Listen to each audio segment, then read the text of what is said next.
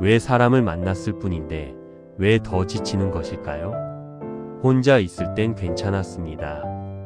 조용히 책을 읽거나 음악을 듣거나 그저 멍하니 창밖을 바라보는 시간. 그 시간들은 평화로웠습니다. 그런데 사람을 만나고 나면, 특히 여러 사람과 시간을 보내고 나면 이상하게 더 피곤해집니다. 몸은 물론이고 마음까지 지쳐버립니다. 왜 그럴까요?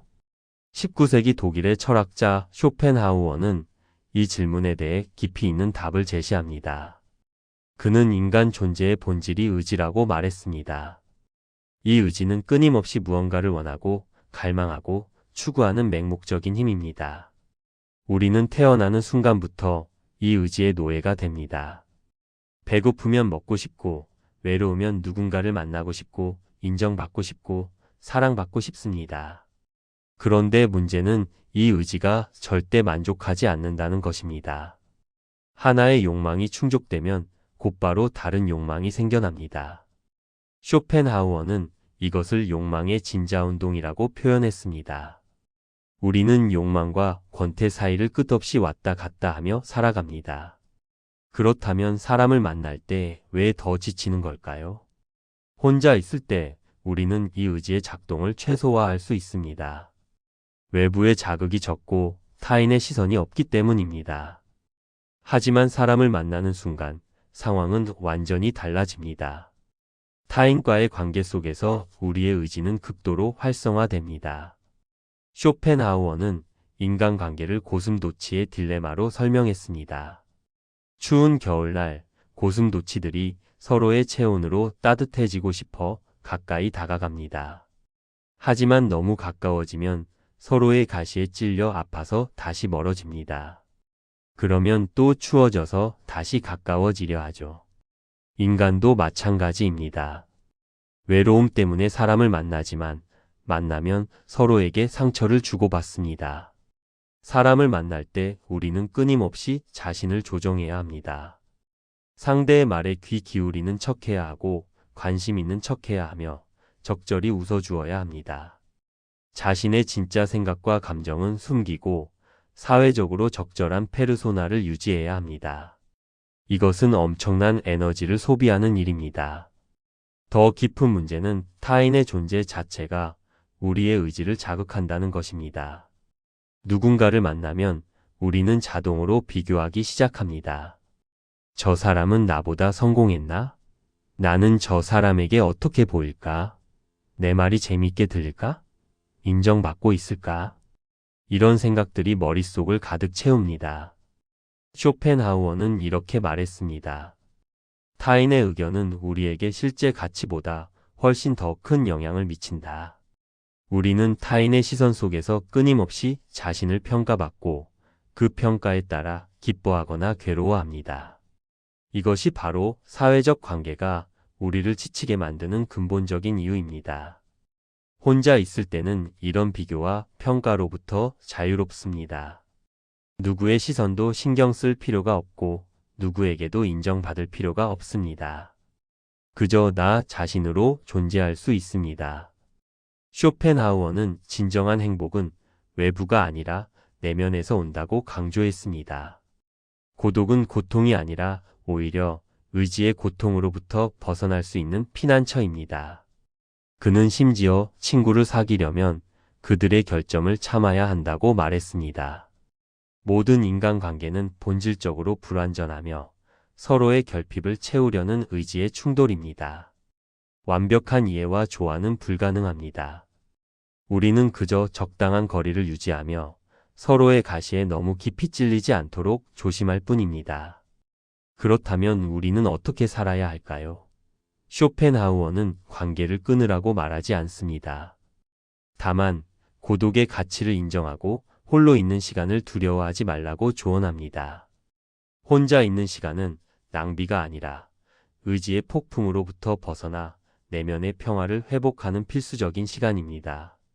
예술, 철학, 명상. 쇼펜하우어가 제시한 이 세 가지는 모두 의지를 잠시 있게 해주는 활동들입니다. 아름다운 음악을 듣거나 깊은 사색에 잠기거나 자연을 관조할 때 우리는 욕망의 노예에서 벗어나 순수한 인식의 주체가 됩니다. 이 순간만큼은 고통도 피로도 사라집니다. 사람을 만나고 나서 지친다는 것은 이상한 일이 아닙니다. 그것은 당신이 예민해서도 사회성이 부족해서도 아닙니다. 그것은 인간 존재의 본질적인 구조에서 비롯된 자연스러운 현상입니다. 타인과의 관계는 끊임없는 의지의 작동을 요구하고 그 과정에서 우리는 필연적으로 소진됩니다. 그러니 혼자 있는 시간을 죄책감 없이 누리세요. 그 시간은 나약함의 증거가 아니라 자신을 돌보는 지혜입니다. 쇼펜하우어의 말처럼 자기 자신과 함께 있을 수 있는 사람만이 진정으로 타인과도 함께 할 수 있습니다. 고독을 두려워하지 마세요. 그 안에서 당신은 진정한 자유를 발견할 것입니다. 쇼펜하우어는 인간을 바라보는 시각이 매우 독특했습니다. 그는 인간을 이성적이고 합리적인 존재로 보지 않았습니다. 오히려 인간은 맹목적인 욕망에 사로잡힌 존재라고 말했습니다. 우리가 생각하고 판단하고 선택한다고 믿지만 사실 그 모든 것의 밑바탕에는 끊임없이 무언가를 원하는 욕망, 즉 의지가 자리하고 있다는 것입니다. 이 의지는 맹목적입니다. 어떤 목적이나 이유도 없이 그저 끊임없이 원하고 갈구합니다. 배가 고프면 먹고 싶고, 외로우면 누군가를 만나고 싶고, 무언가를 성취하고 싶고, 인정받고 싶습니다. 하나의 욕망이 충족되면 잠시 만족감을 느끼지만 그것도 순간입니다. 곧 새로운 욕망이 고개를 듭니다. 이것이 인간의 본질입니다. 쇼펜하우어는 인간의 삶을 고통으로 규정했습니다. 왜냐하면 욕망은 결핍에서 시작되기 때문입니다. 무언가를 원한다는 것은 그것이 없다는 뜻이고 그 결핍 자체가 고통입니다. 배고픔은 고통이고 외로움은 고통이며 인정받지 못하는 것도 고통입니다. 우리는 이 고통을 해소하기 위해 끊임없이 무언가를 추구하지만 영원히 만족할 수 없습니다. 그렇다면 다른 사람을 만나면 어떻게 될까요? 많은 사람들은 관계가 위로가 되고 행복을 가져다 준다고 믿습니다. 외로움을 달래주고 이해받고 사랑받을 수 있다고 생각합니다. 하지만 쇼펜하우어는 이것이 환상이라고 말합니다. 관계는 위로의 공간이 아니라 욕망이 부딪히는 전쟁터입니다. 왜 그럴까요? 상대방 역시 나와 똑같이 욕망으로 가득 찬 존재이기 때문입니다. 상대도 자신의 결핍을 채우려 하고 인정받고 싶어 하며 자신의 의지를 관철시키고 싶어 합니다. 두 개의 욕망이 만나면 필연적으로 충돌이 일어납니다. 연인 관계를 생각해 보십시오. 처음에는 서로에게 끌리고 사랑에 빠집니다. 하지만 이것조차 욕망의 발현입니다. 상대에게서 무언가를 얻고 싶은 욕망, 외로움을 채우고 싶은 욕망, 사랑받고 싶은 욕망입니다. 시간이 지나면 갈등이 시작됩니다. 내가 원하는 것과 상대가 원하는 것이 다르기 때문입니다. 나는 더 많은 관심을 원하는데 상대는 자신의 시간이 필요하고 나는 이해받고 싶은데 상대는 자신의 이야기를 들어주길 원합니다. 우정도 마찬가지입니다. 우리는 친구가 나를 위로해주고 지지해주길 기대합니다. 하지만 친구 역시 자신의 고민이 있고 자신의 욕망이 있습니다. 진정한 이해와 공감은 불가능합니다. 왜냐하면 각자가 자신의 욕망에 사로잡혀 있기 때문입니다. 우리는 상대의 말을 들으면서도 실제로는 자신이 어떻게 반응할지, 어떤 조언을 할지, 어떻게 보일지만 생각합니다. 쇼펜하우어는 인간의 이기심이 본질적이라고 말했습니다. 이것은 도덕적 비난이 아닙니다. 그저 인간 존재의 구조가 그렇다는 것입니다. 모든 생명체는 자신의 생존과 욕망 충족을 최우선으로 합니다. 인간도 예외가 아닙니다. 우리가 타인을 배려하고 돕는 것처럼 보일 때조차 그 밑바닥에는 인정받고 싶은 욕망, 죄책감을 피하고 싶은 욕망, 혹은 상대에게서 무언가를 기대하는 욕망이 숨어 있습니다. 그렇다고 해서 모든 인간이 악한 것은 아닙니다. 쇼펜하우어는 인간에게 동정심이 있다는 것을 인정했습니다. 다른 사람의 고통을 느끼고 함께 아파할 수 있는 능력입니다. 하지만 이 동정심조차 욕망의 구조에서 완전히 자유롭지 못합니다. 우리는 상대의 고통을 덜어주고 싶어 하지만 동시에 그 과정에서 자신이 소진되는 것을 두려워합니다. 관계 속에서 우리가 느끼는 피로는 바로 이 욕망들의 충돌에서 옵니다. 상대의 욕망을 맞춰주려 하면 내 욕망이 좌절되고 내 욕망을 관철하려 하면 상대와 갈등이 생깁니다. 이 줄다리기는 끊임없이 에너지를 소모시킵니다. 우리는 상대를 실망시키지 않으려 애쓰고 동시에 상대가 나를 실망시킬까 봐 불안해합니다. 게다가 관계는 우리에게 끊임없는 연기를 요구합니다. 우리는 자신의 진짜 모습을 보여줄 수 없습니다. 부정적인 감정은 숨겨야 하고 피곤해도 웃어야 하며 관심 없어도 관심 있는 척해야 합니다. 이것은 매우 지치는 일입니다. 쇼펜하우어는 인간은 사회에서 가면을 쓰고 산다고 말했습니다. 이 가면은 우리를 보호해주지만 동시에 숨 막히게 만듭니다. 더 근본적인 문제는 타인의 존재 자체가 나의 욕망을 자극한다는 것입니다. 혼자 있을 때는 그저 내가 원하는 대로 살면 됩니다. 하지만 누군가와 함께 있으면 그 사람과 나를 비교하게 됩니다. 저 사람은 나보다 성공했나? 행복해 보이나? 나는 뒤처진 것 같나? 이런 비교는 자동적으로 일어나며 우리의 욕망을 더욱 부채질합니다. 쇼펜하우어는 행복이란 욕망의 충족이 아니라 욕망의 부재라고 말했습니다. 우리가 아무것도 원하지 않을 때 그 순간만큼은 고통도 없습니다. 하지만 타인과의 관계는 끊임없이 새로운 욕망을 만들어냅니다. 사랑받고 싶고, 이해받고 싶고, 중요한 사람이 되고 싶고, 비교당하고 싶지 않습니다. 이 욕망들은 우리를 쉴 새 없이 괴롭힙니다. 그렇다면 관계를 완전히 끊어야 할까요? 쇼펜하우어는 그렇게까지 극단적이지 않았습니다. 그는 인간이 완전한 고립 속에서는 살 수 없다는 것을 알았습니다. 다만 우리는 관계의 본질을 정확히 이해해야 합니다. 관계는 구원이 아닙니다. 완전한 이해와 위로를 기대해서는 안 됩니다. 관계는 욕망들이 부딪히고 타협하는 공간일 뿐입니다. 이 냉정한 현실을 받아들일 때 우리는 비로소 관계로부터 오는 실망과 피로를 이해할 수 있습니다. 사람을 만나고 지치는 것은 당연합니다. 그것은 인간의 본질적인 구조에서 비롯된 필연입니다. 우리는 각자 자신의 욕망을 안고 살아가는 고독한 존재이며 진정한 합일은 불가능합니다. 쇼펜하우어의 인간관은 어둡습니다. 하지만 이 어둠 속에 진실이 있습니다. 인간을 있는 그대로 바라볼 때 우리는 헛된 기대에서 벗어날 수 있습니다. 그리고 그 순간 관계에 대한 환상이 깨지면서 오히려 진정한 평화를 찾을 수 있습니다. 사람을 만나고 나면 왜 이렇게 지칠까요? 단순히 대화를 나누고 시간을 보냈을 뿐인데 마치 긴 여행을 다녀온 것처럼 온몸이 무겁습니다. 쇼펜하우어의 철학은 이 피로의 정체를 명확히 밝혀줍니다. 관계가 소모적인 이유는 그 안에서 우리가 끊임없이 무언가를 요구하고 또 요구받기 때문입니다. 사람은 관계 속에서 항상 무언가를 원합니다. 이것은 의식적일 수도 있고 무의식적일 수도 있습니다. 우리는 상대에게 인정받고 싶어 합니다. 내 말에 공감해 주길 바라고 내 감정을 이해해 주길 기대합니다. 내가 중요한 사람이라는 확인을 받고 싶어 하고 나의 가치를 인정받고 싶어 합니다. 이 모든 것들이 보이지 않는 요구로 관계 속에 쌓여갑니다. 쇼펜하우어는 인간의 모든 행동이 의지의 발현이라고 말했습니다. 우리가 누군가와 대화를 나눌 때 그것은 순수한 교류가 아닙니다. 그 속에는 항상 욕망이 숨어 있습니다.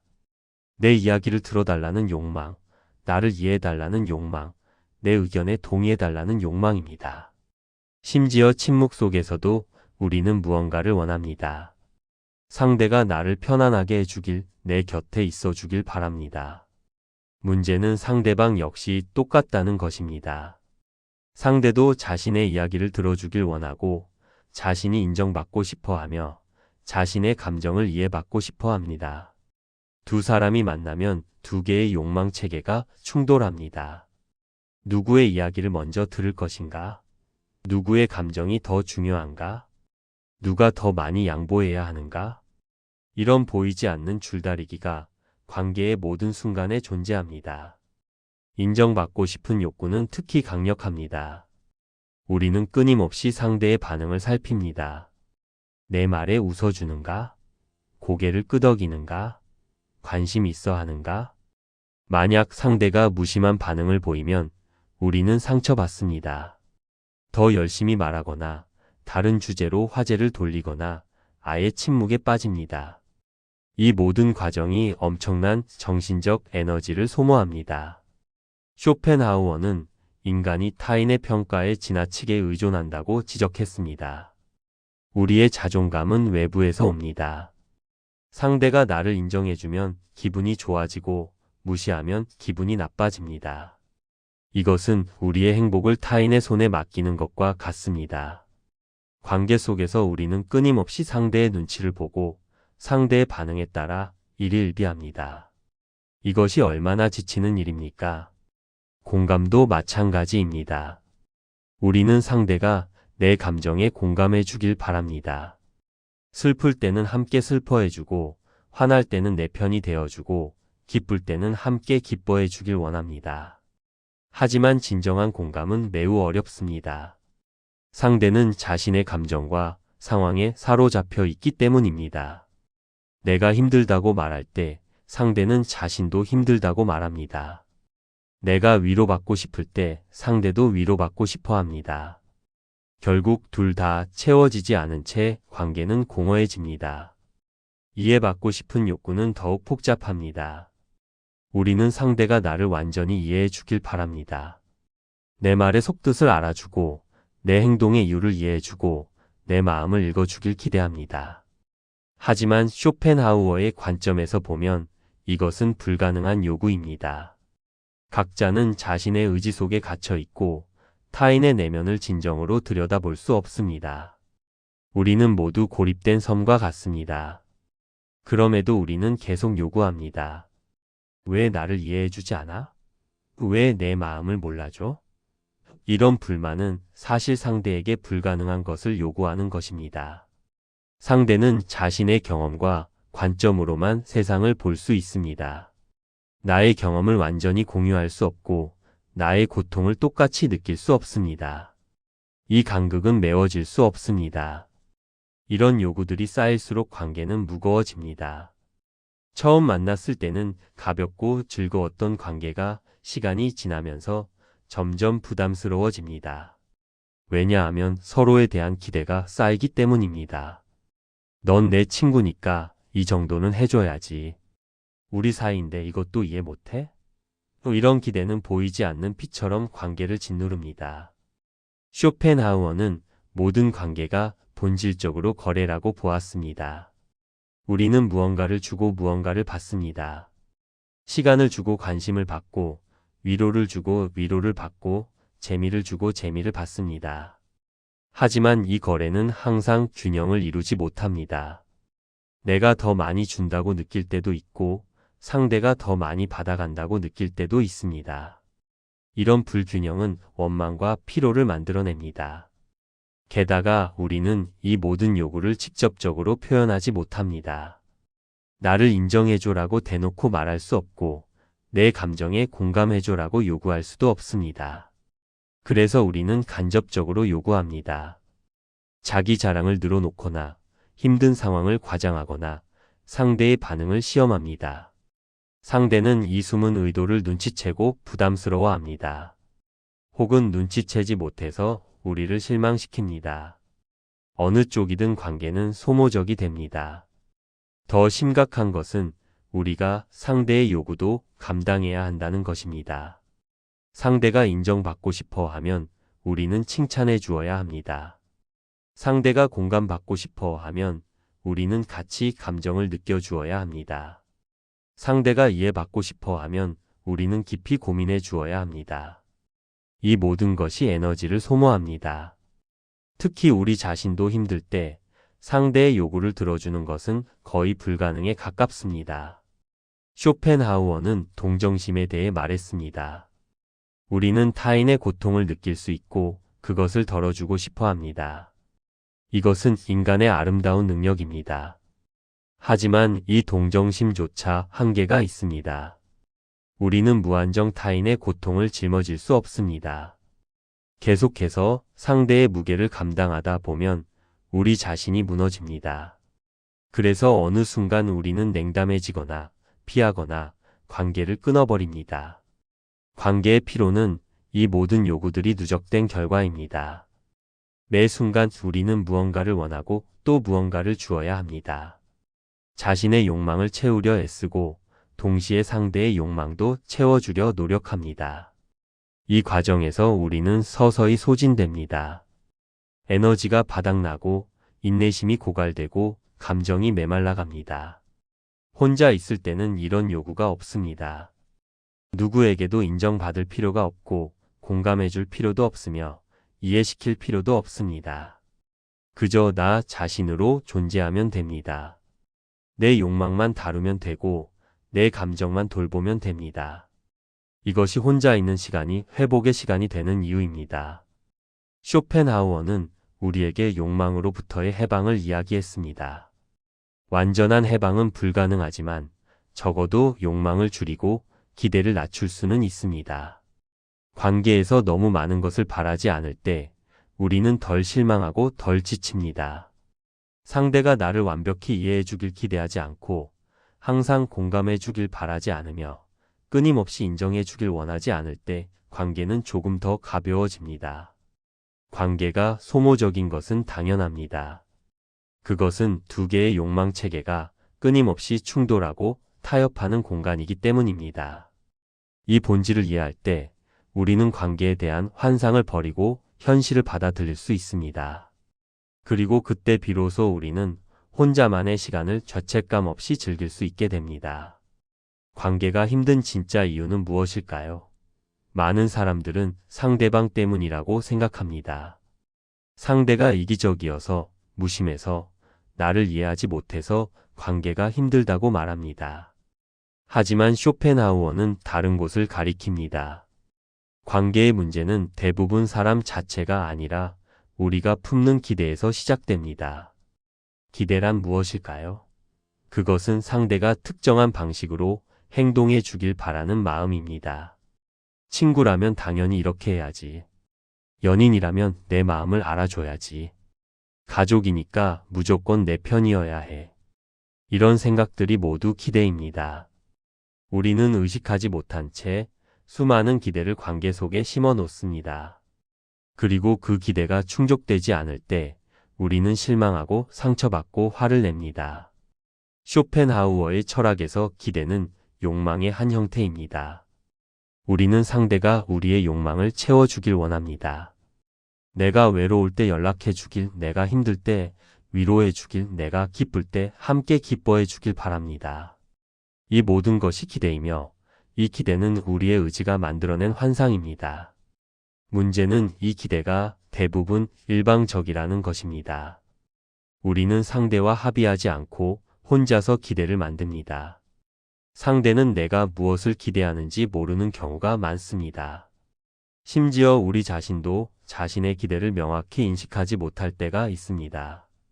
그저 막연히 친구라면 당연히, 사랑한다면 당연이라고 생각할 뿐입니다. 이 당연함이 바로 기대의 정체입니다. 쇼펜하우어는 행복이 욕망의 충족이 아니라 욕망과 현실의 간극이 작을 때 온다고 말했습니다. 기대도 마찬가지입니다.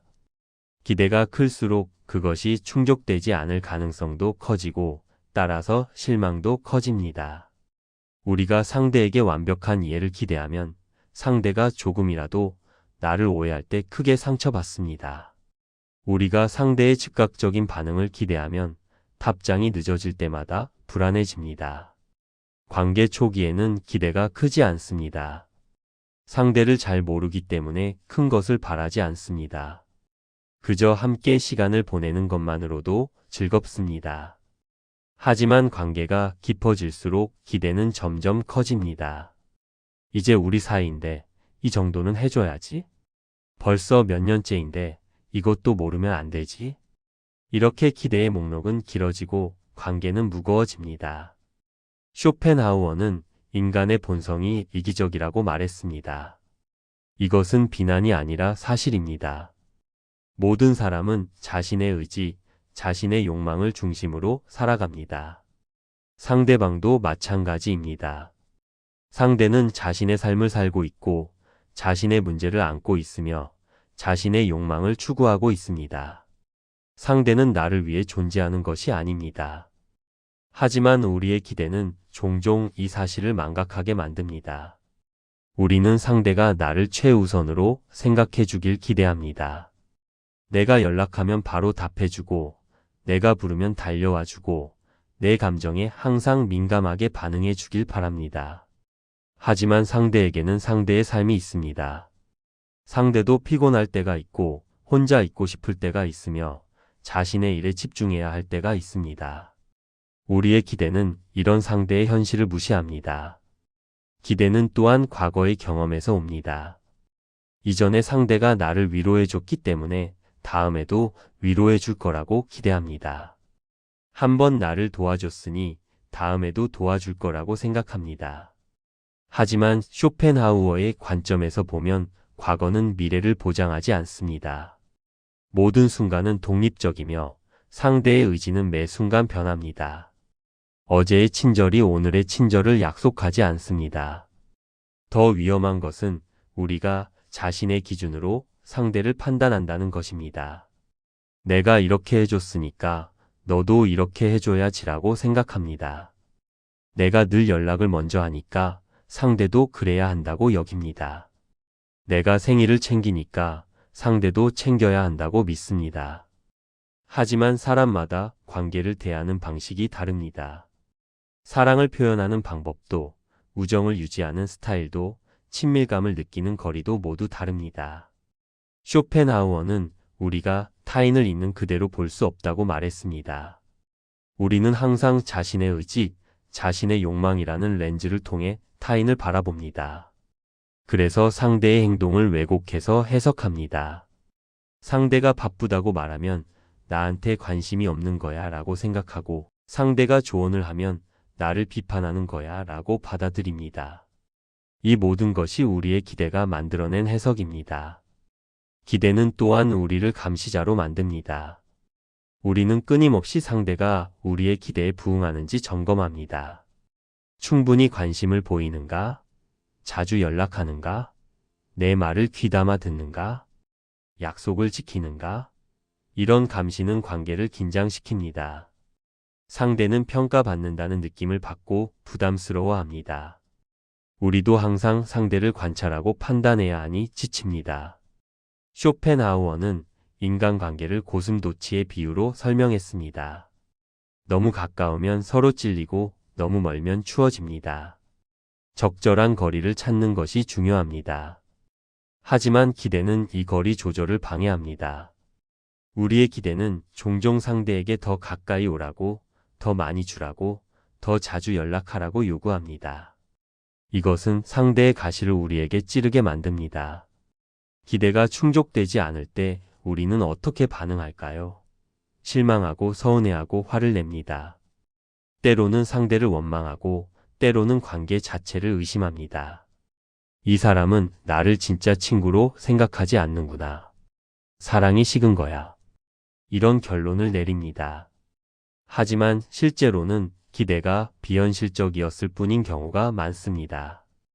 더 문제는 우리가 실망을 표현하는 방식입니다.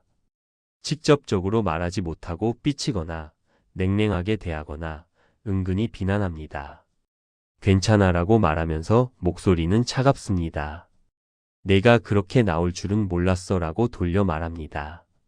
상대는 이런 간접적인 표현을 정확히 이해하지 못하고 관계는 더 꼬여갑니다. 쇼펜하우어는 기대를 낮추라고 조언합니다. 아니, 더 정확히 말하면 기대를 버리라고 말합니다. 상대가 무언가를 해주길 바라지 말고 해줬을 때 감사하게 받아들이라는 것입니다. 상대의 친절을 당연하게 여기지 말고 선물로 받아들이라는 것입니다. 이것이 실망으로부터 자유로워지는 유일한 방법입니다. 기대를 버린다는 것은 관계를 포기하는 것이 아닙니다. 오히려 관계를 더 건강하게 만드는 것입니다. 기대가 없을 때 우리는 상대를 있는 그대로 볼 수 있습니다. 상대의 장점도 단점도 받아들일 수 있습니다. 상대가 나에게 줄 수 있는 것과 줄 수 없는 것을 구분할 수 있습니다. 그리고 상대가 해준 작은 것들에도 진심으로 감사할 수 있습니다. 기대를 낮추면 관계의 피로도 줄어듭니다. 상대의 반응에 일희일비하지 않고 상대의 행동을 끊임없이 해석하고 판단하느라 에너지를 소모하지 않습니다. 상대가 나의 기대에 부응하는지 감시하지 않아도 되니 마음이 편해집니다. 관계가 가벼워지고 자연스러워집니다. 쇼펜하우어의 지혜는 여기 있습니다. 관계의 고통은 상대방에게서 오는 것이 아니라 우리 자신의 기대에서 옵니다. 기대가 클수록 실망도 크고 실망이 클수록 관계는 피로해집니다. 우리가 통제할 수 있는 것은 상대가 아니라 우리의 기대입니다. 기대를 내려놓을 때 우리는 비로소 관계의 무게로부터 자유로워질 수 있습니다. 관계가 힘든 것은 사람 때문이 아닙니다. 우리가 만들어낸 기대 때문입니다. 이 진실을 받아들일 때 우리는 상대를 원망하는 대신 자신의 마음을 돌아볼 수 있습니다. 그리고 그 순간 관계는 조금씩 변하기 시작합니다. 이상한 일입니다.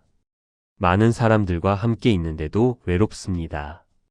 웃고 떠들고 시간을 보내지만 집에 돌아와서는 더 큰 공허함이 밀려옵니다. 혼자 있을 때보다 오히려 사람들 속에서 더 외로움을 느낍니다. 이것은 무슨 역설일까요? 쇼펜하우어는 이 현상의 본질을 꿰뚫어 보았습니다. 우리가 관계 속에서 느끼는 외로움은 진정한 자기 자신을 숨기기 때문입니다. 사람들과 함께 있지만 그 자리에 진짜 나는 없습니다. 있는 것은 가면을 쓴 나, 사회적으로 적절하게 포장된 나입니다. 이 가면 뒤에 숨은 진짜 나는 여전히 고립되어 있고 이해받지 못하고 혼자입니다. 왜 우리는 자신을 숨길까요? 쇼펜하우어는 사회가 우리에게 끊임없이 가면을 요구한다고 말했습니다. 사회는 각자가 자신의 역할을 연기하기를 바랍니다. 친구로서, 직장인으로서, 가족 구성원으로서 적절하게 행동하기를 기대합니다. 부정적인 감정은 숨기고 긍정적인 모습만 보여주고 모두가 편안해하는 방식으로 대화하기를 원합니다. 우리는 이 요구에 순응합니다. 화가 나도 웃고 슬퍼도 괜찮은 척하고 피곤해도 즐거운 척합니다. 상대의 말이 지루해도 관심 있는 척 듣고 상대의 자랑이 부럽고 짜증나도 축하해줍니다. 우리는 끊임없이 연기합니다. 이 연기가 너무나 자연스러워서 때로는 우리 스스로도 진짜 감정이 무엇인지 잊어버립니다. 이 가면 뒤에 숨은 진짜 나는 무엇일까요? 두려움, 불안, 질투, 분노, 외로움, 열등감입니다. 이것들은 사회적으로 용납되지 않는 감정들입니다. 우리는 이런 어두운 감정들을 드러내면 거부당하고 비난받을까 봐 두려워합니다. 그래서 깊숙이 감춥니다. 밝고 긍정적이고 친절한 모습만 보여줍니다. 하지만 그 안에서 진짜 나는 질식합니다. 쇼펜하우어는 인간의 본질이 의지, 즉 욕망이라고 말했습니다. 하지만 우리는 이 욕망을 있는 그대로 드러낼 수 없습니다. 나는 인정받고 싶어요 라고 직접 말할 수 없고 나는 외로워요 라고 솔직하게 털어놓을 수 없습니다. 대신 간접적으로 표현합니다. 자기 자랑을 늘어놓거나 바쁘다고 과장하거나 행복한 척합니다. 하지만 이런 간접적인 표현은 진정한 소통이 아닙니다. 더 큰 문제는 상대방도 똑같이 가면을 쓰고 있다는 것입니다. 나도 진짜 모습을 숨기고 상대도 진짜 모습을 숨깁니다. 두 개의 가면이 대화할 뿐 진짜 사람과 사람의 만남은 일어나지 않습니다. 우리는 표면적인 대화를 나누고 적당히 웃고 시간을 보냅니다. 하지만 깊은 곳에서는 여전히 혼자입니다. 쇼펜하우어는 이것을 고독 속의 군중이라고 표현할 수 있을 것입니다. 많은 사람들이 모여 있지만 각자는 자신의 가면 뒤에 갇혀 있습니다. 진정한 만남은 일어나지 않고 진정한 이해는 불가능합니다. 우리는 함께 있으면서도 근본적으로 고립되어 있습니다. 이런 상황에서 외로움은 당연합니다. 아니, 오히려 더 심해집니다. 왜냐하면 우리는 함께 있으면서도 이해받지 못하고, 대화하면서도 진짜 말은 하지 못하고, 웃으면서도 진짜 감정은 숨겨야 하기 때문입니다. 이것은 이중의 고통입니다. 혼자일 때의 외로움보다 더 견디기 힘든 외로움입니다. 가장 친한 친구와 함께 있어도 이런 외로움을 느낄 수 있습니다. 친구 앞에서조차 우리는 완전히 솔직해질 수 없습니다. 너무 부정적이면 부담스러운 사람이 될까봐, 너무 약한 모습을 보이면 무시당할까봐, 너무 솔직하면 관계가 깨질까봐 두려워합니다. 그래서 적당히 편집된 버전의 나를 보여줍니다. 진짜 나는 여전히 감춰진 채로 남아 있습니다. 쇼펜하우어는 진정한 이해란 불가능하다고 말했습니다. 각자는 자신의 의지 속에 갇혀 있고 자신의 경험으로만 세상을 이해합니다. 아무리 친밀한 관계라도 상대의 내면을 완전히 들여다볼 수 없습니다. 이것은 인간 존재의 근본적인 한계입니다. 우리는 모두 투명하지 않은 존재이며 서로에게 영원한 수수께끼입니다. 그렇다면 우리는 왜 계속 관계를 맺으려 할까요? 쇼펜하우어는 이것도 의지의 작용이라고 설명합니다. 우리는 본능적으로 고독을 두려워하고 타인과의 연결을 갈망합니다. 비록 그 연결이 표면적이고 불완전하다는 것을 알면서도 혼자보다는 낫다고 믿습니다. 하지만 이것은 착각입니다. 거짓된 연결은 진정한 고독보다 더 고통스러울 수 있습니다. 관계 속에서 자신을 숨긴다는 것은 자기 자신을 배신하는 것입니다. 진짜 감정을 억누르고 진짜 생각을 숨기고 진짜 욕망을 부정합니다. 이것은 엄청난 내적 갈등을 만듭니다. 겉으로는 웃으면서 속으로는 울고, 동의하는 척하면서 속으로는 반대하고, 즐거운 척하면서 속으로는 도망치고 싶어 합니다. 이 분열은 우리를 지치게 만듭니다. 쇼펜하우어는 진정성의 중요성을 강조했습니다. 하지만 동시에 사회에서 완전한 진정성은 불가능하다는 것도 인정했습니다. 우리가 모든 생각과 감정을 있는 그대로 표현한다면 사회는 돌아가지 않을 것입니다. 어느 정도의 가면은 필요하깁니다. 문제는 이 가면이 너무 두꺼워져서 진짜 나를 완전히 덮어버릴 때입니다. 많은 사람들이 관계 속에서 자신을 잃어버립니다. 너무 오랫동안 가면을 쓰고 살다 보니 가면과 진짜 얼굴의 경계가 흐려집니다. 어떤 것이 진짜 나의 생각이고 어떤 것이 사회가 요구하는 생각인지 구분이 안 됩니다. 이것은 정체성의 위기입니다. 나는 누구인가? 무엇을 원하는가? 진짜 나는 어디에 있는가? 이런 혼란 속에서 외로움은 더욱 깊어집니다. 타인이 나를 이해하지 못하는 것뿐만 아니라 나 자신도 나를 이해하지 못하게 됩니다. 거울을 봐도 낯선 사람이 보이고 자신의 감정도 정확히 알 수 없게 됩니다. 이것은 가장 근본적인 외로움입니다. 자기 자신으로부터의 소외입니다. 쇼펜하우어는 고독의 가치를 역설했습니다. 혼자 있을 때만 우리는 가면을 벗을 수 있습니다. 타인의 시선이 없을 때만 우리는 진짜 자신과 마주할 수 있습니다. 슬프면 슬픈 대로, 화나면 화난 대로, 무기력하면 무기력한 대로 있을 수 있습니다. 이것은 해방입니다. 비록 외롭지만 적어도 진실합니다. 역설적이게도 진정한 연결은 이 진실한 고독에서 시작됩니다. 자기 자신과 진솔하게 마주할 수 있는 사람만이 타인과도 진솔하게 만날 수 있습니다. 자신의 어두운 면을 받아들일 수 있는 사람만이 타인의 어두운 면도 받아들일 수 있습니다. 자신의 가면을 벗을 수 있는 사람만이 타인의 가면 뒤를 볼 수 있습니다. 하지만 이런 진솔한 만남은 매우 드뭅니다. 대부분의 관계는 표면적입니다. 우리는 서로의 가면을 보며 대화하고 그것을 진짜 만남이라고 착각합니다. 그래서 많은 사람과 함께 있어도 외롭습니다. 아니, 오히려 더 외롭습니다.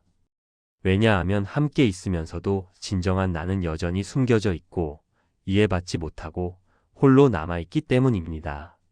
쇼펜하우어의 통찰은 명확합니다. 관계 속의 외로움은 자신을 숨기는 데서 옵니다. 가면을 쓰고 사는 한, 우리는 아무리 많은 사람들과 함께 있어도 근본적으로 고립되어 있습니다. 진정한 연결은 진정성에서 시작됩니다. 하지만 진정성은 위험을 감수해야 하고 거부당할 가능성을 받아들여야 하며 상처받을 각오를 해야 합니다. 그래서 우리는 선택의 기로에 섭니다. 안전한 가면 뒤에 숨어 외로워할 것인가? 아니면 진짜 얼굴을 드러내고 진정한 만남을 시도할 것인가? 쉬운 선택은 아닙니다. 하지만 적어도 우리는 알아야 합니다. 관계 속의 외로움이 어디서 오는지를. 그리고 그 외로움을 끝낼 수 있는 것은 더 많은 관계가 아니라 더 진솔한 자기 자신이라는 것을 말입니다. 혼자 있을 때 우리는 자유롭습니다. 아무 말도 하지 않아도 되고 아무것도 설명하지 않아도 되며 아무에게도 맞춰주지 않아도 됩니다. 그저 존재하면 됩니다. 하지만 누군가와 함께 있는 순간 이 자유는 사라집니다. 우리는 말을 고르기 시작하고 감정을 조절하고 끊임없이 나를 설명해야 합니다. 쇼펜하우어는 이것을 자유의 상실이라고 불렀습니다. 자유란 무엇일까요? 쇼펜하우어에게 진정한 자유는 의지로부터의 해방입니다. 하지만 사회적 맥락에서 자유는 외부의 제약 없이 자신의 의지대로 행동할 수 있는 상태를 의미합니다. 혼자 있을 때 우리는 이 자유를 누립니다. 타인의 시선도 판단도 기대도 없기 때문입니다. 우리는 온전히 우리 자신입니다. 하지만 관계 속으로 들어가는 순간 상황은 완전히 달라집니다. 타인의 존재는 즉각적으로 우리에게 제약을 가합니다. 이것은 명시적인 규칙이 아니라 보이지 않는 압력입니다. 우리는 자동으로 사회적으로 적절한 모드로 전환됩니다. 말을 조심하고 행동을 절제하고 표정을 관리합니다. 말을 고르는 것부터 시작됩니다. 혼자 있을 때는 생각이 자유롭게 흐릅니다. 판단도 검열도 없이 머릿속을 떠다닙니다. 하지만 누군가와 대화할 때 우리는 모든 말을 여과합니다. 이 말이 적절한가? 상대를 불편하게 하지는 않을까? 오해받지는 않을까? 너무 솔직하면 이상한 사람으로 보이지 않을까? 이런 검열 과정은 엄청난 에너지를 소모합니다. 쇼펜하우어는 언어가 본질적으로 불완전하다고 말했습니다. 우리의 깊은 감정과 생각은 언어로 완전히 표현될 수 없습니다. 하지만 관계 속에서 우리는 계속 설명해야 합니다. 내가 왜 이렇게 느끼는지, 왜 이렇게 생각하는지, 왜 이렇게 행동했는지 끊임없이 설명해야 합니다. 이것은 피곤한 일입니다. 설명할 수 없는 것을 설명하려 애쓰고 이해될 수 없는 것을 이해시키려 노력합니다. 감정을 조절하는 것은 더욱 힘듭니다. 혼자 있을 때는 감정이 자연스럽게 흐릅니다. 화가 나면 화를 내고 슬프면 울고 무기력하면 무기력한 대로 있습니다. 누구도 이것을 문제 삼지 않습니다. 하지만 타인 앞에서는 감정을 통제해야 합니다. 화가 나도 참아야 하고 슬퍼도 티 내지 말아야 하며 무기력해도 괜찮은 척해야 합니다. 쇼펜하우어는 인간의 감정이 의지의 직접적인 표현이라고 말했습니다. 우리의 감정은 우리의 가장 근본적인 부분입니다. 이것을 억누른다는 것은 자기 자신을 억압하는 것입니다. 하지만 사회는 감정의 표현을 허용하지 않습니다. 특히 부정적인 감정은 더욱 그렇습니다. 우리는 항상 긍정적이고 밝고 친절하고 이해심 많은 모습을 보여야 합니다. 이런 감정 조절은 내면의 진정성을 훼손합니다. 우리는 진짜로 느끼는 것과 표현하는 것 사이에서 분열됩니다. 속으로는 짜증나지만 겉으로는 웃고, 속으로는 슬프지만 겉으로는 괜찮은 척하고, 속으로는 무관심하지만 겉으로는 관심 있는 척합니다. 이 이중성은 우리를 지치게 만듭니다. 관계 속에서 우리는 또한 시간의 자유를 잃습니다. 혼자 있을 때는 시간이 온전히 내 것입니다. 하고 싶은 대로 하고, 쉬고 싶을 때 쉬고 생각하고 싶을 때 생각합니다. 하지만 누군가와 함께 있을 때 시간은 공유되어야 합니다. 상대의 속도에 맞춰야 하고, 상대의 관심사에 반응해야 하며, 상대가 원하는 활동에 참여해야 합니다. 쇼펜하우어는 시간이 우리의 가장 소중한 자원이라고 말했습니다. 우리의 삶은 결국 시간의 합입니다.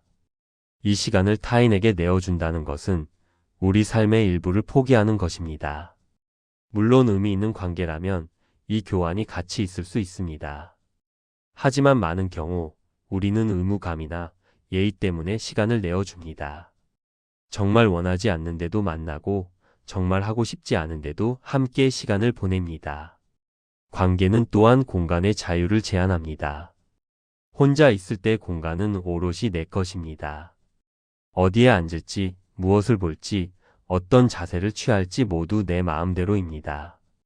하지만 누군가와 함께 있으면 공간을 나눠야 합니다.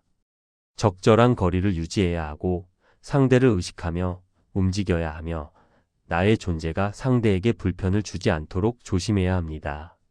더 근본적으로 관계는 우리의 정신적 자유를 제한합니다. 혼자 있을 때 우리의 생각은 자유롭게 방랑합니다. 어떤 주제든 어떤 상상이든 가능합니다. 하지만 타인과 함께 있을 때 우리의 생각은 항상 상대를 의식합니다. 상대가 무엇을 생각할까? 내가 어떻게 보일까? 다음에 무슨 말을 해야 할까? 이런 생각들이 끊임없이 머릿속을 채웁니다. 쇼펜하우어는 진정한 사색은 고독 속에서만 가능하다고 말했습니다. 깊은 생각, 창조적인 아이디어, 철학적 통찰은 모두 혼자 있을 때 찾아옵니다. 타인의 존재는 우리의 주의력을 분산시키고 우리의 생각을 표면적으로 만듭니다. 관계 속에서 우리는 깊이 생각할 수 없습니다. 항상 반응해야 하고 반응을 기다려야 하며 상호작용해야 하기 때문입니다. 관계가 요구하는 또 다른 것은 일관성입니다. 우리는 타인 앞에서 일관된 자아를 유지해야 합니다. 어제 이렇게 말했으면 오늘도 비슷하게 말해야 하고, 이전에 이런 모습을 보였으면 계속 그런 모습을 유지해야 합니다. 하지만 인간은 본질적으로 변화하는 존재입니다. 매 순간 우리의 기분도 생각도 욕망도 달라집니다. 쇼펜하우어는 인간의 의지가 끊임없이 변한다고 말했습니다. 우리는 고정된 존재가 아니라 흐르는 존재입니다. 하지만 관계는 우리에게 고정성을 요구합니다. 너답지 않아라는 말은 바로 이런 기대를 드러냅니다. 타인은 우리가 예측 가능하고 일관되기를 원합니다. 이것은 우리의 자연스러운 변화를 억압합니다. 관계 속에서 우리는 또한 선택의 자유를 제한받습니다. 혼자라면 즉흥적으로 결정할 수 있는 것들도 함께라면 협의해야 합니다. 무엇을 먹을지, 어디로 갈지, 무엇을 할지 모두 합의가 필요합니다. 때로는 내가 원하는 것을 포기하고 상대의 선택을 따라야 합니다. 이것이 반복되면 자신의 욕망조차 잊어버리게 됩니다. 쇼펜하우어는 타협이 필연적으로 양쪽 모두를 불만족스럽게 만든다고 지적했습니다. 내가 원하는 것도 상대가 원하는 것도 아닌 중간 지점은 누구도 행복하게 만들지 못합니다. 하지만 관계는 끊임없는 타협을 요구합니다. 이 과정에서 우리는 조금씩 자신을 잃어갑니다. 가장 큰 자유의 상실은 자기 자신일 수 있는 자유입니다. 혼자 있을 때 우리는 있는 그대로의 나입니다. 좋은 면도, 나쁜 면도, 이상한 면도 모두 나입니다. 하지만 타인 앞에서 우리는 편집된 버전의 나를 보여줍니다. 사회적으로 용납될 수 있는 나, 사랑받을 수 있는 나, 인정받을 수 있는 나만 드러냅니다. 진짜 나는 감춰집니다. 쇼펜하우어는 이것이 인간 존재의 비극이라고 말했습니다. 우리는 함께 있고 싶어 하지만 함께 있을 때 자신을 잃어버립니다. 우리는 이해받고 싶어 하지만 이해받기 위해 진짜 자신을 숨깁니다. 우리는 사랑받고 싶어 하지만 사랑받기 위해 거짓된 모습을 연기합니다. 이것은 해결할 수 없는 모순입니다. 관계 속에서의 자유 상실은 피할 수 없습니다. 2명 이상의 사람이 함께 있으면 필연적으로 제약이 생깁니다.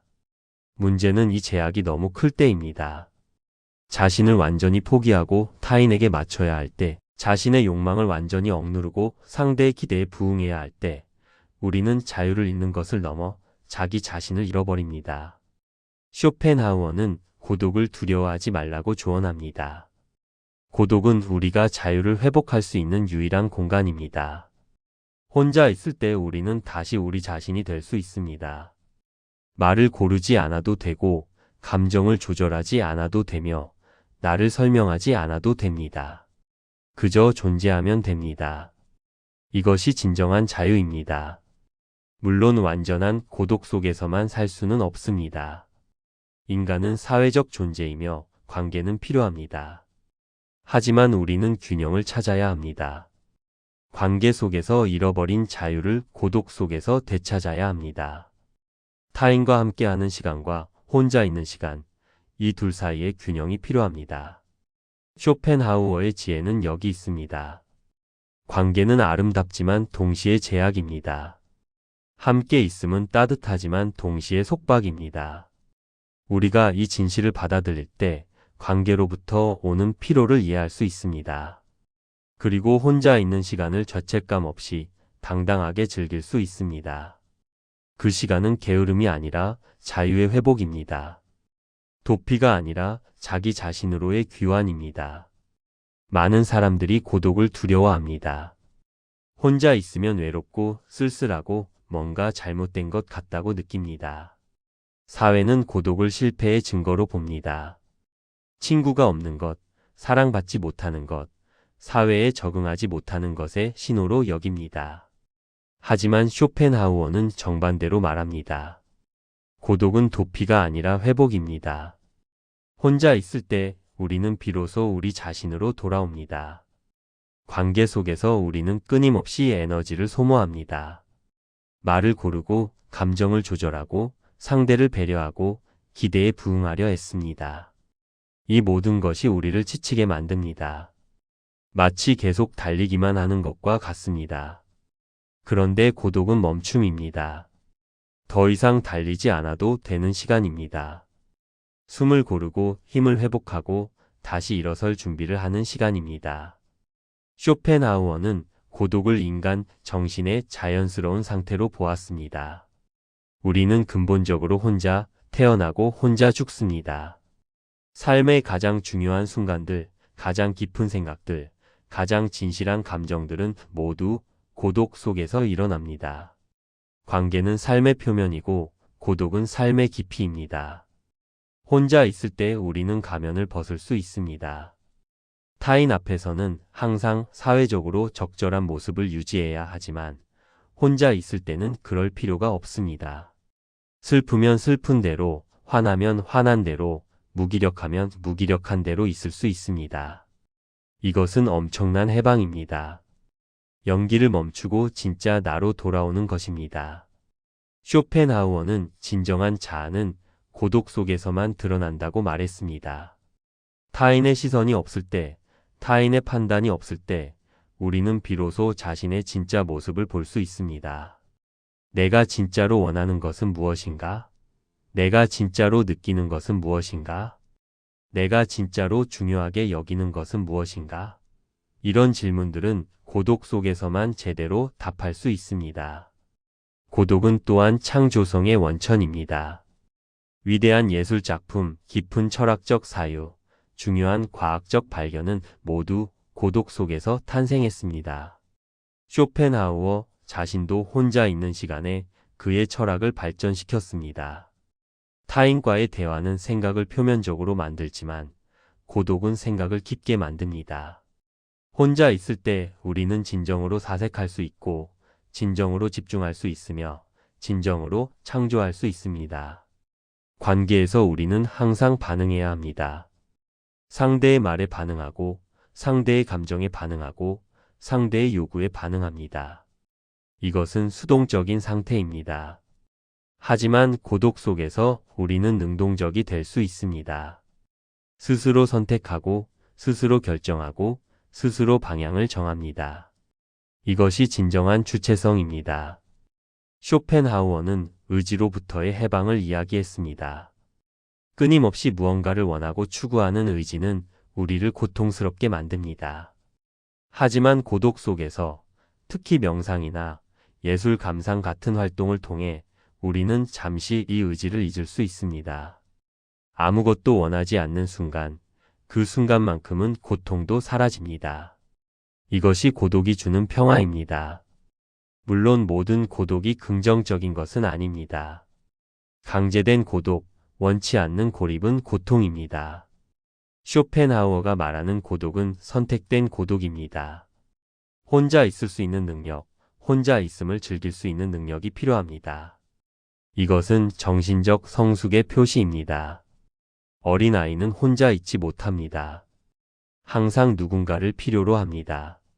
하지만 성숙한 인간은 혼자서도 충만할 수 있습니다. 쇼펜하우어는 자기 자신과 함께 있을 수 있는 사람만이 진정으로 타인과도 함께 할 수 있다고 말했습니다. 이것은 역설적으로 들리지만 진실입니다. 고독을 견딜 수 없는 사람은 타인에게 지나치게 의존하게 됩니다.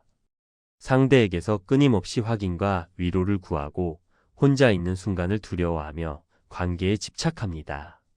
이런 의존은 관계를 질식시킵니다. 반면 고독을 즐길 줄 아는 사람은 관계에서도 자유롭습니다. 상대가 필요해서가 아니라 원해서 함께 있습니다. 외로움을 채우기 위해서가 아니라 나누기 위해 만납니다. 이런 관계는 더 건강하고 더 진실하며 더 지속 가능합니다. 왜냐하면 각자가 자신의 중심을 가지고 있기 때문입니다. 고독은 자기 인식을 가능하게 합니다. 관계 속에서 우리는 끊임없이 외부를 향합니다. 상대를 관찰하고 상대의 반응을 살피고 상대와 나를 비교합니다. 하지만 고독 속에서 우리는 내부를 향할 수 있습니다. 나 자신을 관찰하고 내 감정을 이해하고 내 욕망을 인식합니다. 이런 자기인식 없이는 진정한 성장이 불가능합니다. 쇼펜하우어는 대부분의 사람들이 자기 자신을 제대로 알지 못한다고 지적했습니다.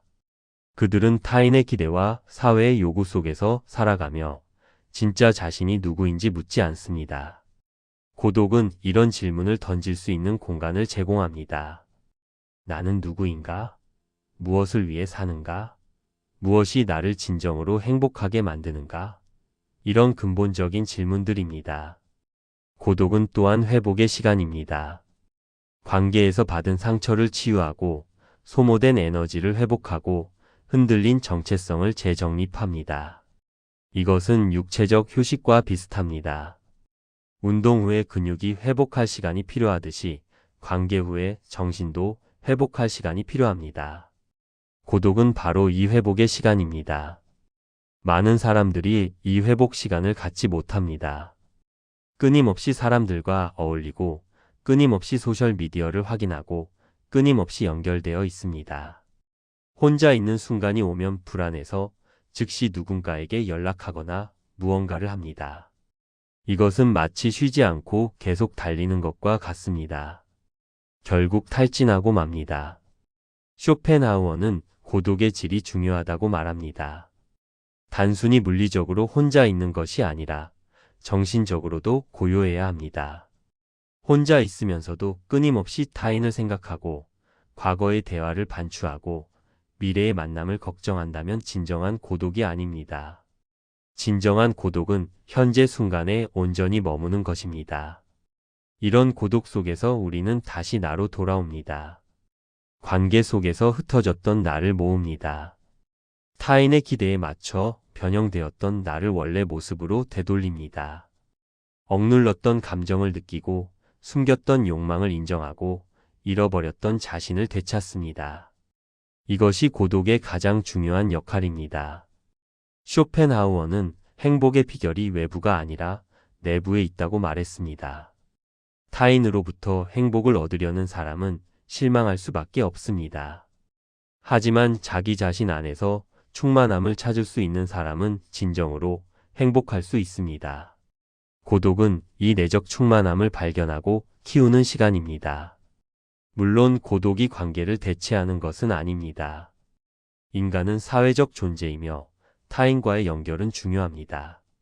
하지만 고독과 관계는 균형을 이루어야 합니다. 너무 많은 관계는 우리를 소진시키고 너무 많은 고독은 우리를 고립시킵니다. 중요한 것은 자신에게 맞는 균형을 찾는 것입니다. 어떤 사람은 더 많은 고독이 필요하고 어떤 사람은 더 많은 관계가 필요합니다. 쇼펜하우어 자신은 매우 고독을 사랑했던 사람입니다. 그는 대부분의 시간을 혼자 보내며 사색하고 글을 썼습니다. 하지만 그는 모든 사람이 자신처럼 되어야 한다고 말하지 않았습니다. 각자는 자신의 본성에 따라 살아야 합니다. 중요한 것은 고독을 두려워하지 않는 것입니다. 혼자 있는 시간을 죄책감 없이 받아들이고 그 시간을 소중히 여기는 것입니다. 고독은 게으름이 아니고 도피가 아니며 실패가 아닙니다. 고독은 회복이고 성장이며 자기 자신으로의 귀환입니다. 쇼펜하우어의 지혜는 분명합니다. 사람을 만나고 지친다면 그것은 당연합니다. 관계는 에너지를 소모하는 활동입니다. 하지만 고독 속에서 우리는 그 에너지를 회복할 수 있습니다. 혼자 있는 시간은 낭비가 아니라 필수입니다. 그 시간 없이는 우리는 계속 달릴 수 없고 진정한 나로 살 수 없으며 건강한 관계도 유지할 수 없습니다. 고독을 받아들이세요. 그 안에서 당신은 다시 당신 자신이 됩니다. 그리고 그 자신으로 돌아왔을 때 당신은 다시 세상과 만날 준비가 됩니다. 더 진실하게, 더 자유롭게, 더 온전하게 말입니다. 우리는 모든 사람과 친해져야 한다고 배웠습니다. 사교적이어야 하고 외향적이어야 하며 많은 친구를 가져야 한다고 믿습니다. 하지만 쇼펜하우어는 전혀 다른 이야기를 합니다. 모든 사람과 깊어질 필요는 없습니다. 오히려 그것은 불가능하고 바람직하지도 않습니다. 소수는 진심으로, 다수는 예의로. 이것이 쇼펜하우어의 관계 철학입니다. 우리의 에너지는 유한합니다. 시간도, 감정도, 관심도 모두 제한되어 있습니다. 만약 모든 사람과 깊은 관계를 맺으려 한다면 우리는 금방 고갈되고 맙니다.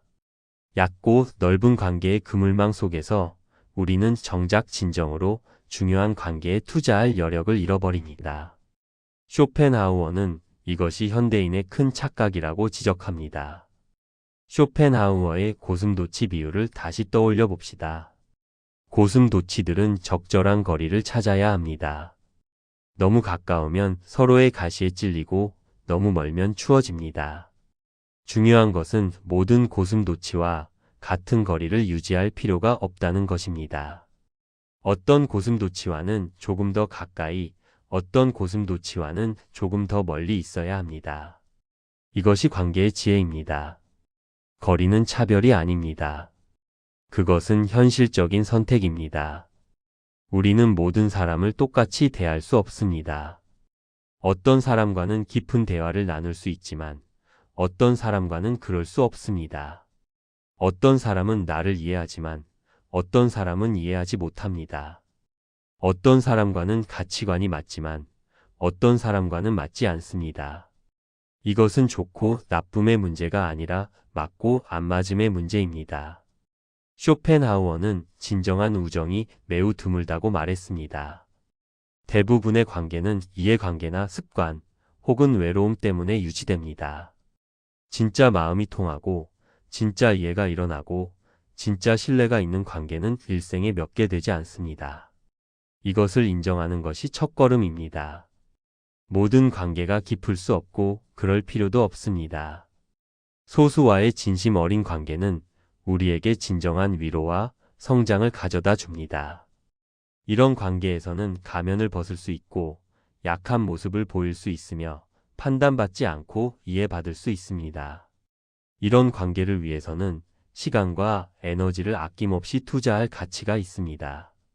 쇼펜하우어조차 몇몇 사람들과는 깊은 우정을 나누었고 그들에게는 진심을 다했습니다.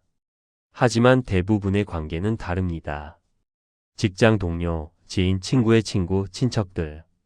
이런 사람들과 깊은 관계를 맺을 필요는 없습니다. 예의를 지키고 적절히 친절하며 필요할 때 도움을 주고받으면 충분합니다. 이것이 나쁜 것이 아닙니다. 오히려 이것이 건강한 경계입니다. 쇼펜하우어는 예의가 사회를 유지하는 윤활유라고 말했습니다. 모든 사람과 깊이 관여하지 않아도 예의 바르게 대하면 사회생활은 원활하게 돌아갑니다. 문제는 우리가 이 예의를 진심으로 착각하거나 상대가 예의를 진심으로 오해할 때 생깁니다. 친절한 태도가 깊은 관계의 초대가 아니라는 것을 명확히 해야 합니다. 거리 두기는 거절의 기술이기도 합니다. 모든 만남 제안을 수락할 필요가 없고 모든 대화에 깊이 참여할 필요가 없습니다. 아니오라고 말할 수 있어야 합니다. 물론 무례하게가 아니라 정중하게 하지만 분명하게 말해야 합니다. 쇼펜하우어는 자신의 시간과 에너지를 지키는 것이 이기심이 아니라 자기 보호라고 말했습니다. 많은 사람들이 거절을 못합니다. 미안해서 미움받을까봐, 이상한 사람으로 보일까봐 두려워합니다. 그래서 원하지 않는 만남에 가고, 원하지 않는 대화에 참여하고, 원하지 않는 관계를 유지합니다. 이것은 자신을 배신하는 것입니다. 쇼펜하우어는 타인의 기대보다 자신의 평화가 더 중요하다고 강조했습니다. 거리는 또한 보호입니다. 모든 사람에게 마음을 열면 우리는 너무 많은 상처를 받게 됩니다. 모든 사람의 문제를 들어주면 우리는 그 무게에 짓눌립니다. 모든 사람의 감정에 공감하려 하면 우리는 자신의 감정을 잃어버립니다. 적절한 거리는 우리를 보호하는 경계선입니다. 쇼펜하우어는 인간의 악의와 어리석음에 대해 자주 언급했습니다. 모든 사람이 선하지 않고 모든 사람이 현명하지 않습니다. 어떤 사람들은 의도적으로 해를 끼치고 어떤 사람들은 무지해서 상처를 줍니다. 이런 사람들로부터 거리를 두는 것은 생존의 문제입니다. 가까이 있으면 우리도 상처받습니다. 물론 거리를 판단하는 것은 어렵습니다. 얼마나 가까워야 할까? 얼마나 멀어야 할까? 쇼펜하우어는 명확한 답을 주지 않습니다. 각자가 경험을 통해 배워야 합니다. 다만 그는 원칙을 제시합니다. 관계가 당신을 고갈시킨다면 그것은 너무 가깝습니다. 관계가 의무처럼 느껴진다면 재조정이 필요합니다. 거리 두기는 냉정함이 아닙니다. 오히려 진정성입니다. 억지로 친밀한 척하는 것이 더 거짓됩니다. 마음이 없는데 친한 척하고 관심이 없는데 궁금한 척하고 좋아하지 않는데 좋아하는 척하는 것. 이것이 진짜 냉정입니다. 반면 적절한 거리를 유지하면서 정직한 것이 더 따뜻합니다. 쇼펜하우어는 소수의 깊은 관계가 다수의 얕은 관계보다 훨씬 가치 있다고 말했습니다. 100명의 지인보다 1명의 진정한 친구가 낫습니다. 10번의 거칠의 만남보다 1번의 진솔한 대화가 의미 있습니다. 우리는 양이 아니라 질을 추구해야 합니다. 현대 사회는 반대로 가르칩니다. 많은 인맥을 만들라고, 네트워킹을 하라고, 모든 기회를 잡으라고 합니다. 소셜미디어는 우리에게 수백, 수천 명의 친구와 팔로워를 갖게 합니다. 하지만 쇼펜하우어는 묻습니다. 그 중에서 진정으로 당신을 이해하는 사람은 몇 명입니까? 당신이 힘들 때 진심으로 위로해주는 사람은 몇 명입니까? 거리 두기는 또한 자기인식에서 시작됩니다. 나는 어떤 사람과 편한가?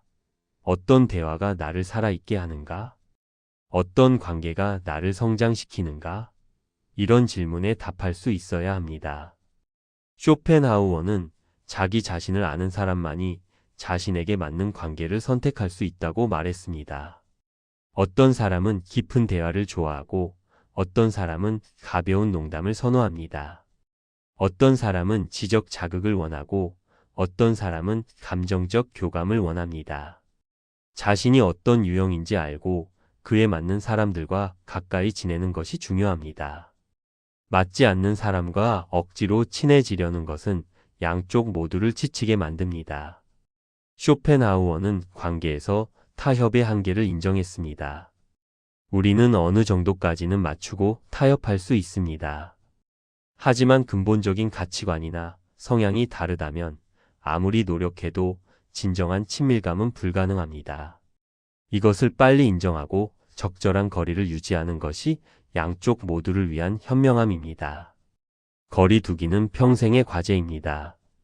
관계는 변하고 사람도 변하며 우리 자신도 변합니다. 한때 가까웠던 사람과 멀어질 수도 있고 멀었던 사람과 가까워질 수도 있습니다. 이것은 자연스러운 일입니다. 쇼펜하우어는 모든 관계를 영원히 유지하려는 집착을 버리라고 조언합니다. 때로는 관계를 끝내는 것도 필요합니다. 계속해서 우리를 지치게 만드는 관계, 성장을 방해하는 관계, 우리에게 해로운 관계는 과감히 정리해야 합니다. 이것은 냉혹함이 아니라 자기 돌봄입니다. 쇼펜하우어는 나쁜 관계를 유지하는 것이 관계가 없는 것보다 더 나쁘다고 말했습니다. 소수는 진심으로, 다수는 예의로. 이 원칙을 따르면 우리의 삶은 훨씬 가벼워집니다. 모든 사람을 만족시키려는 부담에서 벗어나고 진정으로 소중한 관계에 집중할 수 있으며 나머지 관계는 적절한 선에서 유지할 수 있습니다. 이것이 지혜로운 삶의 방식입니다. 쇼펜하우어는 외로워지는 것을 두려워하지 말라고 말합니다. 질 낮은 관계를 많이 가진 것보다 고독하지만 자유로운 것이 낫습니다. 그리고 진정한 관계는 양으로 채울 수 없습니다. 단 한 명의 진정한 친구, 단 하나의 진실한 관계가 수백 개의 껍데기 같은 관계보다 훨씬 가치 있습니다. 거리 두기는 사랑의 다른 형태입니다.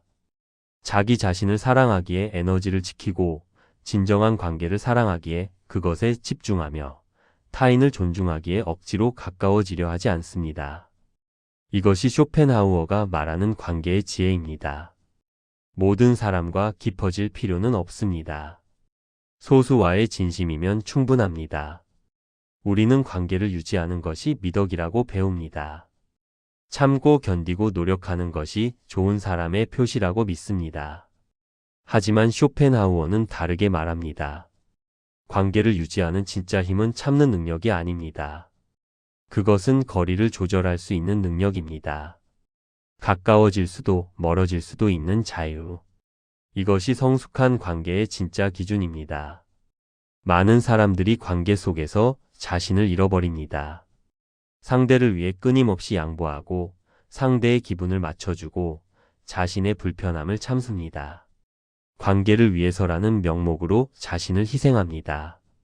하지만 쇼펜하우어는 이것이 성숙이 아니라 자기 파괴라고 말합니다. 진정한 관계는 한쪽의 희생 위에 세워질 수 없습니다. 참는 것은 임시 방편입니다. 처음에는 참을 수 있습니다. 상대가 무례해도 이해하려 하고 상대가 나를 소홀히 대해도 괜찮은 척하고 상대의 요구가 과해도 들어줍니다. 하지만 이런 인내는 오래가지 못합니다. 마음속에는 원망이 쌓이고 분노가 자라며 결국 폭발하거나 관계가 무너집니다. 쇼펜하우어는 인간의 의지가 억압될 수 없다고 말했습니다. 우리는 참으려 애쓰지만 억눌린 감정은 다른 방식으로 드러납니다. 짜증으로, 냉소로, 회피로 혹은 갑작스러운 관계 단절로 나타납니다. 참는 것은 해결이 아니라 문제를 미루는 것일 뿐입니다. 반면 거리 조절은 능동적인 선택입니다. 지금 이 관계가 나를 힘들게 한다면 조금 멀어질 수 있습니다. 상대의 모든 연락에 즉시 답하지 않아도 되고 모든 만남 제한을 수락하지 않아도 되며 모든 문제에 깊이 관여하지 않아도 됩니다. 이것은 관계를 끝내는 것이 아니라 재조정하는 것입니다. 쇼펜하우어의 고슴도치는 계절에 따라, 날씨에 따라 거리를 조절합니다. 추우면 가까워지고 덜 추우면 조금 멀어집니다. 이것은 본능적인 지혜입니다. 인간의 관계도 마찬가지여야 합니다. 때로는 가까이, 때로는 멀리. 상황과 필요에 따라 유동적으로 움직일 수 있어야 합니다.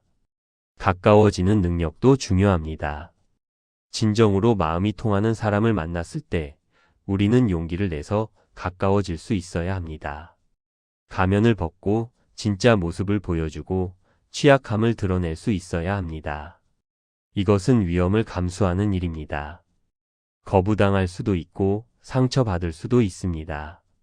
하지만 진정한 관계는 이런 위험 감수 없이는 불가능합니다. 쇼펜하우어는 진정한 우정이 드물다고 말했지만 그것이 가치 없다고 하지 않았습니다. 오히려 그렇기 때문에 더 소중합니다. 진정한 관계를 만났을 때는 깊이 들어갈 수 있어야 합니다. 표면적인 대화를 넘어서 진짜 고민을 나누고 진짜 감정을 표현하고 진짜 자신을 보여줄 수 있어야 합니다. 하지만 동시에 멀어지는 능력도 필요합니다. 관계가 나에게 해롭다고 느껴질 때, 더 이상 의미가 없다고 생각될 때, 혹은 단순히 혼자 있는 시간이 필요할 때, 우리는 거리를 둘 수 있어야 합니다. 이것을 죄책감 없이, 설명 없이 당당하게 할 수 있어야 합니다. 많은 사람들이 멀어지는 것을 두려워합니다. 상대가 상처받을까봐, 나쁜 사람으로 보일까봐, 관계가 완전히 끝날까봐 걱정합니다. 그래서 원하지 않는 관계를 질질 끌고 갑니다.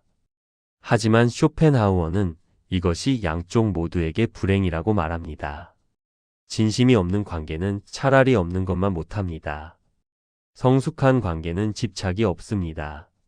상대가 나를 떠날 수도 있다는 것을 받아들입니다. 영원을 약속하지 않고 변하지 않기를 강요하지 않으며 항상 같은 거리를 유지하기를 기대하지 않습니다. 관계는 살아있는 것이고 살아있는 것은 변합니다. 이 변화를 받아들이는 것이 성숙입니다. 쇼펜하우어는 모든 것이 무상하다고 말했습니다. 관계도 예외가 아닙니다. 지금 가까운 사람이 내일도 가까울 것이라는 보장은 없습니다. 이것은 슬픈 진실이지만 동시에 해방적인 진실입니다. 우리는 관계를 소유할 수 없고 통제할 수 없으며 영원히 고정시킬 수 없습니다. 그저 지금 이 순간 함께 있을 뿐입니다. 거리 조절의 능력은 자기인식에서 시작됩니다. 지금 나는 어떤 상태인가? 혼자 있고 싶은가? 함께 있고 싶은가? 이 사람과의 관계가 나를 살아있게 하는가? 지치게 하는가? 이런 질문에 정직하게 답할 수 있어야 합니다. 쇼펜하우어는 자기 감정을 정확히 아는 것이 모든 지혜의 시작이라고 말했습니다. 자기인식 다음은 정직한 소통입니다.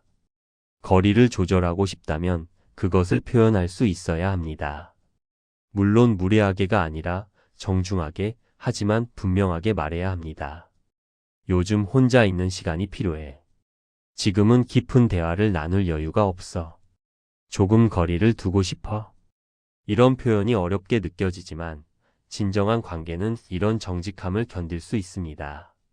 쇼펜하우어는 진실이 관계를 파괴한다면 그것은 진짜 관계가 아니었다고 말합니다. 진정한 관계는 서로의 필요를 존중합니다. 상대가 거리를 원한다면 주고 상대가 가까움을 원한다면 열어줍니다. 강요도 원망도 없습니다. 이것이 성숙한 관계의 모습입니다. 거리 조절은 또한 경계 설정입니다. 어디까지가 괜찮고 어디서부터는 불편한지 명확히 해야 합니다. 상대가 밤늦게 전화하는 것이 부담스럽다면 말해야 하고 상대가 너무 자주 만나자고 하는 것이 힘들다면 거절해야 하며 상대가 개인적인 질문을 너무 많이 하는 것이 불편하다면 경계를 그어야 합니다. 많은 사람들이 경계를 설정하지 못합니다. 상대를 화나게 할까봐, 이기적으로 보일까봐, 관계가 틀어질까 봐 두려워합니다. 하지만 쇼펜하우어는 경계 없는 관계는 결국 무너진다고 말합니다. 경계는 관계를 파괴하는 것이 아니라 보호하는 것입니다. 성숙한 관계는 상호성이 있습니다. 한쪽만 거리를 조절하는 것이 아니라 양쪽 모두 자유롭게 조절할 수 있어야 합니다. 내가 멀어지고 싶을 때 멀어질 수 있듯이 상대도 그럴 수 있어야 합니다. 내가 가까워지고 싶을 때 가까워질 수 있듯이 상대도 그럴 수 있어야 합니다. 이 상호성이 없다면 관계는 불균형해집니다. 쇼펜하우어는 불균형한 관계가 가장 고통스럽다고 말했습니다. 한쪽은 집착하고 한쪽은 도망가거나 한쪽은 주기만 하고 한쪽은 받기만 하는 관계입니다. 이런 관계는 양쪽 모두를 불행하게 만듭니다. 성숙한 관계는 균형을 추구합니다. 완벽한 균형은 불가능하지만 적어도 균형을 향해 노력합니다. 거리 조절의 능력은 자유와 연결되어 있습니다. 참으면서 관계를 유지하는 것은 자신을 포로로 만드는 것입니다. 하지만 거리를 조절할 수 있다면 우리는 자유롭습니다. 관계 속에서도 자율성을 유지하고 자신의 선택권을 갖고 있으며 언제든 상황을 바꿀 수 있다는 것을 압니다. 쇼펜하우어는 진정한 자유가 내면에서 온다고 말했습니다. 외부 상황을 통제할 수는 없지만 그에 대한 우리의 반응은 통제할 수 있습니다. 관계에서도 마찬가지입니다. 상대를 바꿀 수는 없지만 상대와의 거리는 우리가 결정할 수 있습니다. 이것이 우리에게 주어진 자유입니다. 성숙한 관계는 조건 없는 수용이 아닙니다. 상대의 모든 것을 무조건 받아들이는 것이 사랑이라고 착각합니다. 하지만 쇼펜하우어는 진정한 사랑은 현실을 직시하는 것이라고 말합니다. 상대의 장점도 단점도 보고 함께할 수 있는 부분과 함께할 수 없는 부분을 구분하며 그에 따라 거리를 조절합니다. 이것은 냉정함이 아니라 지혜입니다. 상대를 있는 그대로 보고 나 자신도 있는 그대로 보며 우리 사이에 적절한 거리를 찾는 것입니다. 너무 가까우면 서로 상처받고 너무 멀면 의미가 없습니다. 딱 맞는 거리를 찾는 것. 그리고 그 거리가 시간에 따라 변할 수 있다는 것을 받아들이는 것. 이것이 성숙한 관계입니다. 쇼펜하우어는 마지막으로 이렇게 말합니다. 관계는 목적지가 아니라 여정입니다. 완벽한 관계에 도달하려는 것이 아니라 계속해서 조정하고 균형을 찾아가는 과정입니다. 가까워졌다가 멀어지고 멀어졌다가 다시 가까워지는 이 춤을 자연스럽게 출 수 있을 때 우리는 비로소 성숙한 관계를 맺을 수 있습니다. 관계를 유지하는 힘은 참는 능력이 아닙니다. 그것은 거리를 조절할 수 있는 능력입니다. 가까워질 수도 멀어질 수도 있는 자유. 이 자유를 가질 때 우리는 진정으로 건강한 관계를 만들 수 있습니다. 그리고 그런 관계만이 오래 지속되고 진정으로 의미 있으며 우리를 성장시킵니다. 우리는 여기까지 긴 여정을 함께 걸어왔습니다. 사람을 만나고 지치는 이유를, 관계 속에서 느끼는 외로움을, 그리고 고독의 가치를 쇼펜하우어의 눈으로 바라보았습니다. 이제 하나의 문장으로 정리할 수 있습니다. 관계의 피로는 사람이 많아서가 아니라 기대가 많아서 생긴다.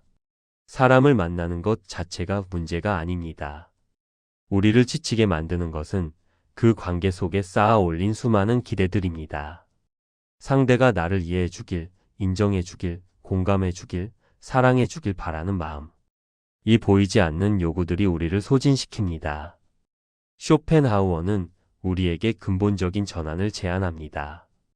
관계에서 무언가를 얻으려 하지 말고 관계를 있는 그대로 받아들이라는 것입니다. 상대는 나의 욕망을 채워주기 위해 존재하는 것이 아닙니다. 상대도 자신의 삶을 살아가는, 자신의 고통을 안고 있는 불완전한 인간일 뿐입니다. 기대를 내려놓으면 관계는 가벼워집니다. 상대가 연락을 안 해도 괜찮고 내 말을 완전히 이해하지 못해도 괜찮으며 항상 내 편이 아니어도 괜찮습니다. 이것은 포기가 아니라 자유입니다. 우리는 비로소 상대를 있는 그대로 볼 수 있고 있는 그대로 받아들일 수 있습니다. 쇼펜하우어는 행복의 비결이 많이 갖는 것이 아니라 적게 바라는 것이라고 말했습니다. 관계도 마찬가지입니다. 많은 사람과 친해지려 하지 말고 소수와 진심으로 연결되면 됩니다.